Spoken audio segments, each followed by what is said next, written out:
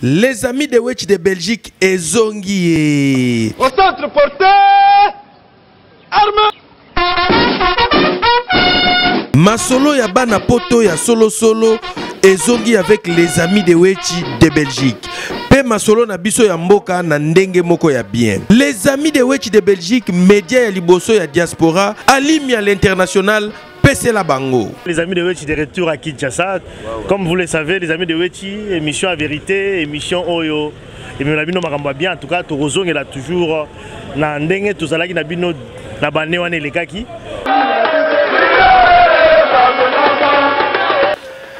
Banaki ni boza la calme, les amis de Wetch, média à vérité et Zongi. Tricage et Sili.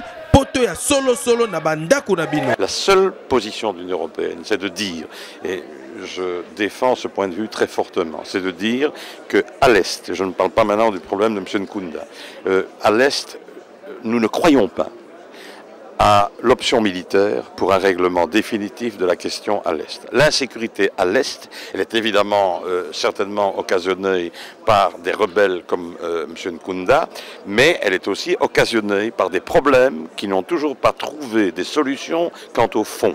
Et la cause de ce qui se passe à l'Est, les causes de ce qui se passe à l'Est, doivent être réglées de mon point de vue politiquement. Il y a des frustrations à l'Est qu'il faudra rencontrer, qu'on aime ça ou qu'on n'aime pas ça. Et moi, je n'ai jamais cru à l'option militaire. La question de M. Nkunda, ça c'est une autre question. Moi, je pense que le comportement qu'il a eu et qu'il a n'est pas un comportement que je peux accepter. Donc je condamne ça. Je condamne sa démarche de violence et je condamne sa démarche d'exaction de toutes sortes. Ça, je l'ai toujours condamné. Mais tout en disant que la question de la représentation ou la question des frustrations des populations de l'Est doit être résolue politiquement sur le terrain. Il faut retirer, en fait, d'une certaine manière, les prétextes de ceux qui utilisent cette frustration pour commettre des actes à la fois irréparables, gravissimes et inacceptables. Moi, je n'ai jamais accepté le comportement de M. Nkunda, excusez-moi. Bandeko Balandi, les amis de Wetch, pour la Makambo, Italie conflit, il y a République démocratique du Congo, na Rwanda, équipe, il y a les amis de Wetch, Tokendai Kotala, maître Chibouabouao, Azali, na Baron, à Belgique, il y a Azali spécialiste, il y a Makambo, Italie, nationalité, après ce qui point de vue, na dossier Oyo, il y a Rwanda, na RDC, Tolanda. Nous avons 1884 points de départ. Les tracés sont là. Il y a eu 2 tracés encore qui ont évolué. Mais, tout d'abord, initialement, c'est que moi je défends la nationalité congolaise d'origine à partir d'ancêtres en Abysso. On a des mécanismes. Nous avons le chef coutumier et le tribut qui sont là. On y va. On regarde qui était là en 1885 en fonction des tracés. Si quelqu'un prouve qu'il était là en 1885, sur quelle base on va lui interdire la nationalité congolaise? Les Congolais et Belé Balobaka. Congolais d'origine rwandaise. Là, on entre dans la contradiction. Maintenant, pour résoudre nos problèmes, na niveau ya biso ba Congolais. Okoye bisabango nini, surtout ba combattants. Non, c'est pas une contradiction. Je veux m'expliquer.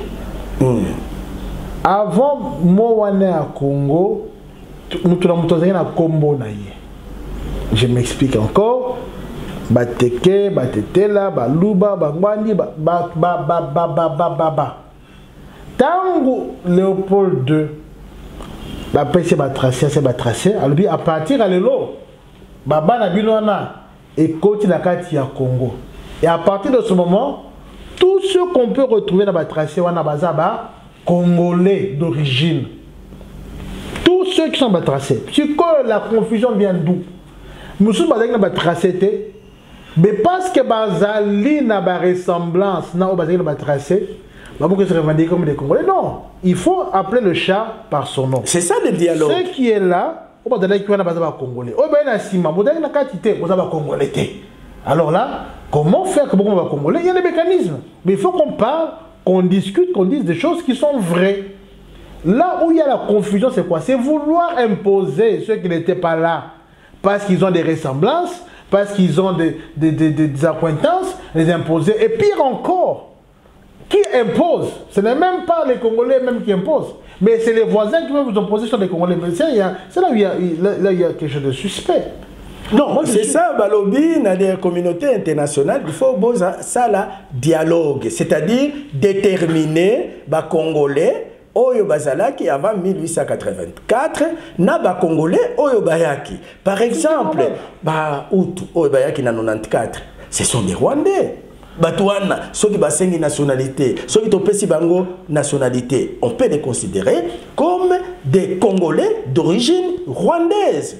Maintenant, Bamosusu Bayaki na 1920, bango ana. Comment est-ce qu'on peut les considérer? Ce ne sont pas des Congolais d'origine, je suis désolé. Bango ana baza Congolais d'origine. Baza Congolais, il faut pas que ce mécanisme, oh, il y a une nationalité na bango, et là on passe par le dialogue. Mais ce ne sont pas des Congolais d'origine. Il faut dire les choses qui sont. Et Mboka Oyo, papa Sifke, Mboka Oyo Nzambe. Et nous disons aussi, si nous mettons en garde toute personne qui va s'élever contre le Congo. Donc il y a un problème de la nationalité, oui, mais nous avons aussi un problème de territoire. Moi je dis que Cambourg c'est en Israël. Hein? Pendant que les Congolais ont un sentiment, ils défendent le Congo est uni. Tout le monde est Congo pour sous quelques prétextes que ce soit. Et puis, la balkanisation est aussi battue dans le papa.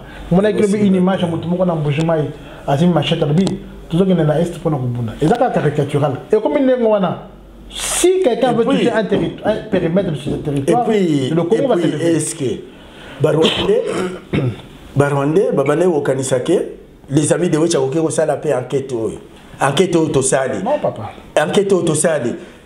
États-Unis c'est rien côté, Rwanda c'est rien côté, toyé na ba enquête boy. C'est pour vous dire que Congo yo. Archive on a fola ils sont battu. Non, mais na ngai na salaki. Oui oui, et on le canal télévision. Ngai na salaki na ba Mike maintenant il faut gouvernement.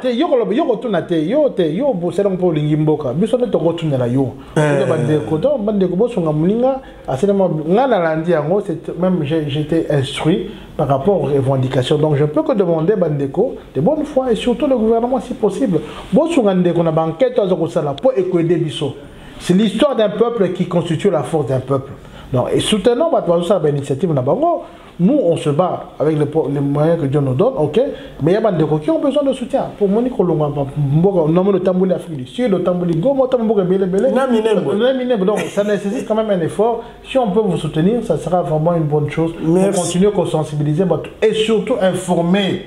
Le problème, c'est donner l'information. Le Congolais n'a pas l'information. Tout peut la bonne information pour éviter de flouer par la communauté internationale, par mes voisins. Donc, il faut passer l'information. Aïe Bango. Qu'est-ce qu'il en est exactement? C'est ça que moi je peux dire. En tout cas, vous soutenir des Congolais, je ne peux que le dire, je peux que vous demander. Maintenant, Ndenge Michel Alobi, la solution n'est pas militaire, elle est diplomatique et politique. Même ambassadeur à Rwanda Alobi Ndenge Moko. Et quel est votre message? Bon, mon message est clair. Je dis ceci. Ils ont lu Michel, les ambassadeurs à Rwanda, ils ont qui que ce soit. Le problème congolais concerne les Congolais. On ne va pas nous imposer notre solution. Nous allons faire la solution. Nous avons des solutions traditionnelles. L'arbre, pas l'arbre sous l'arbre. Nous savons la manière de traiter nos problèmes, de résoudre nos conflits. Vous composez sur la formaté, vous imposez sur le système. Pour ceux qui ont constaté que comme intrusion dans ma connexion au Congo, nous n'allons pas accepter ça. Nous ne voulons pas l'ingérence. Est-ce que maintenant, les Congolais en Belgique, ils continuent au conflit, les BHV continuent dans le conflit, au problème flamand dans le ballon.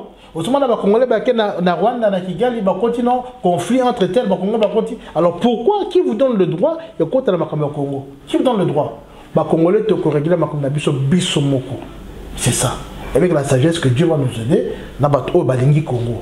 Biloko, il y a une gérance, et nous n'allons plus accepter ça. Papa, dialogue, on va pas tourner biso, là va infiltrer dans quatre lignes à côté. Comment on fait les mises papa? Donc tu Golanda maître Chibobo papa c'est prié wechi. Émission le c'est qui signe la image qui va la conséquence aussi la tête. Yo après maître Chibobo. Olanda qui au putain qui sous dans et après tout ça la gare centrale. Ah gare centrale événement Nineza la gare centrale. parce que la gare centrale to kokuta bagène oyo ya République démocratique du Congo basangani pona cause kaka oyo ya Rwanda na Burundi. Pona yango tolanda oyo moko ya ba congolais ya bagène Lexus légal alobaki na ba micro na biso. Toza Awa, on est ici comme on a été plusieurs fois, comme on est sorti plusieurs fois à chaque fois que c'était important. Ndenge Boyebi Awa, ce n'est ni la première fois. Nous sommes d'abord venus, nous avons répondu à l'appel de l'ensemble des mouvements citoyens. Peu importe, Tozali Lelo, Tozala politique, Tozala artiste, Tozala nani, Tozala d'abord avant tout les citoyens de ces pays. Bana Yamboko, Tangu Bazu initiative na bango. Initiative ni jour ya lelo date ya lelo to simba ngo ka biso to simba bougie boy voilà bamona quand même symboliquement parce que eza symbole ya lelo pona ko kanisa batu na biso nyonso o bazali ko kufa na barbarie ya mboka moko o elingi impérativement ezo partir mboka na biso et puis assujettir biso na kati mboka na biso donc to simba ngo batu mibale comme ça na initiative na bango en tout cas pour la journée à lelo pour répondre à l'initiative, il y a mon mouvement citoyen, ceux qui 8, ceux qui 9, si biso lelo na gare centrale, babito na bougie, aux Hollanda, pour te lancer message na mokili mobimba que ba congolais a touro nyonso ba telemi. Ndenge ba tellement banda kala banda ki étouffé mais sikoyo to commencer parce que ba voix ba tuneti biso to banda ko loba makambo ça fait déjà plus de 15 ans ezana banzembo. To commencer parce que comment ça la net moi unanimité.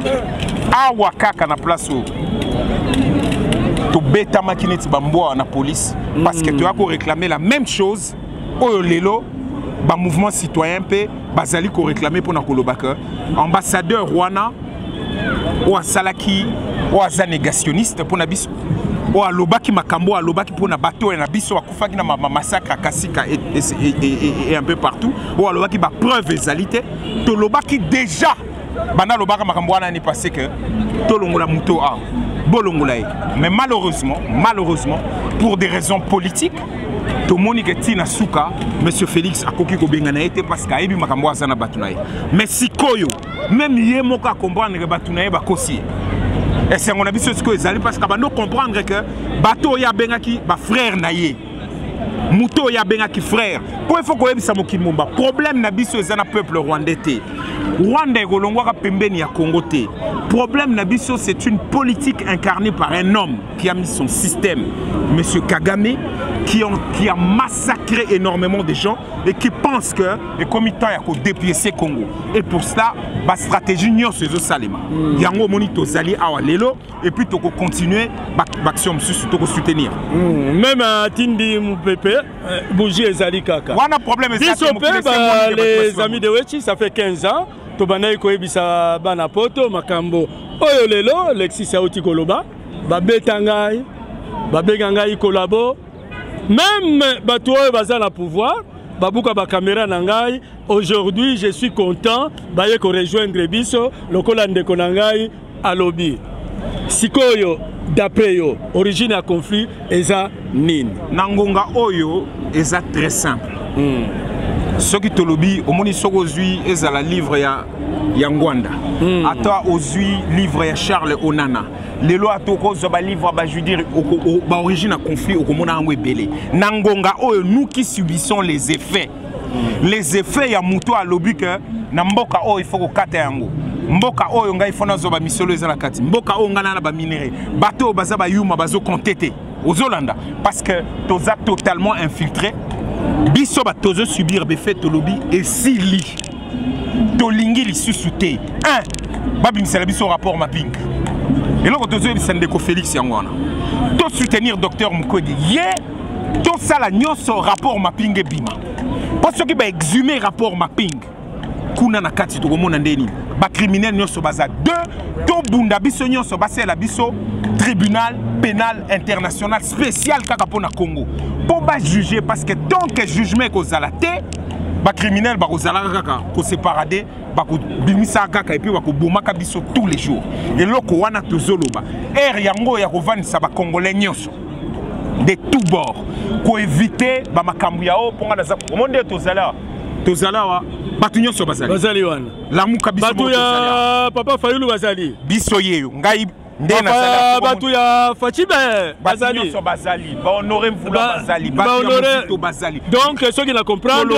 toye na idéologie ya pa maréchal Tatabo mboka moko toza na idéologie ya Lumumba, c'est-à-dire avant tout Congo il fait à la Congo toza na cadre ya idéologie ya Lumumba pe tozo buna na tina suka biso toza ba petit fils ya Lumumba to kene na marambo tina suka, ça il faut bien le retenir. Et loko tozo lo ba boye et puis na bandeli po ba tuba mona ngote to lobi que Rwanda na population na n'ont pas un problème direct na biso. Et ça système ya mutuana ya monsieur Kagame na batunaye ba sali système na bango na modèle bazo gérer mboka wana nde bazo créer ka ba problème na mboko banda ba banana 97. Oui, pour na kosukisa, est-ce que on peut prendre rendez-vous comme ça biso toye na investigation na biso en image hein? ndeko wechi yokana ebisa. Merci na travail le logo SLP depuis 96. Au monde tozande tozana mboko toki même plus ce que se permettre c'est jeter des fleurs. Les plus importants que dynamique et salemi batunyo so bazar na kati. Toko bimisela na ba image otalo nyonso Fayulu bandolo ba depuis lelo. Lelo to pousser ba leader politique nyonso ba lo balangage moko. Monsieur Bemba a se prononcé clairement attends comme il y a agresseur et puis à ça la mobilisation.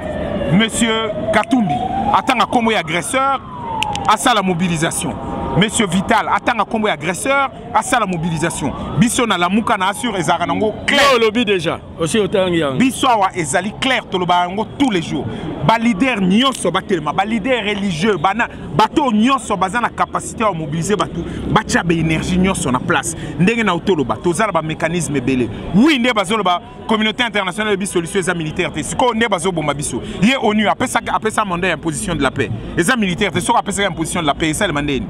Alors ça paie ça donc solution est que par le militaire parce que n'état pas tout commis ceux qui te zolo bakaka et zo simbate tolobi bo Rwanda et Morazana mboko azala kaka depuis azala le là je c'est mamba FDLR banda zo zala na mboko azoka ba FDLR en monte point yemoko azana kati ya mboko ba bengisie to ebisi monsieur Félix kata ba accord économique bakoro les cas qui na parlementaire na ta parlement otondi makate wana maintenant ce qui y a kati bakoro économique na Rwanda Fonds monétaire international il peut couper Fonds monétaire international c'est to lobby boy bango nde ba lobby il faut bon négocier papa na ebisio boy Fonds monétaire international ne peut pas nous imposer bango ka bango na bazala na Ukraine kuna bazo salani siko makambe sali clair ndenge to komo yoka na biso nyonso boy to vanda Congo mumba to vanda to solola to kende to tika makambo oya za oya to kende tina suka to si sabat bakufi to komi na suka émission na biso conclusion ezali l'Union fait le Congo pour le moment tout le monde est derrière comme moi petit pays moko boye ka komi koya ko déranger un grand frère mais petit on a to négliger bango te po bazoni atabiso banakala tozo bango na sérieux nyonso ki petit na bango wana toyebi batu bana sima na bango ba makasi yango moni bazo chabiso na situation kozora bango ka teke baza ba petit baza ba nini rien neti aucun na quartier moko boye batindeli yo petit voilà petit et dingo abimi donc na yebi ke mission no ba diaspora bazo tala peu importe na yebi ke et lobby ekoleka na CMD DJ hein voilà na 11h30 ekoleka na yebi ke ba message bazo tala yo bamsu bazaka d'accord na ba d'accord na yote ce n'est pas grave c'est la démocratie les plus importants au monde des manifestations et au Salema et l'autre de senga bino diaspora mobimba ezala Afrique ezala poto botelema botika ko négliger Rwanda moi mboka muke rien mboka mukete ezoni atabiso depuis tout ce temps parce que bozo boula ke baza mukeke to lekela bango rien poto lekela bango il faut to le langage moko ndenge tozo telema touro to telema biso nyonso le Rwanda ne changera pas géographie na ye na place wana bako zwaka parti mboka na biso te mais bango bako longwa te bako tikala ba voisins on n'a pas un problème avec le peuple rwandais on a soutenu ces peuples quand il y a eu le génocide ba fungola ba frontière pour nos côtes sa bango et memela biso ngambu tozolo baboy tozali bana Afrique tozali na tozo partager parti tozo partager mais ezali politique ya Paul Kagame mutezo bomisaka biso.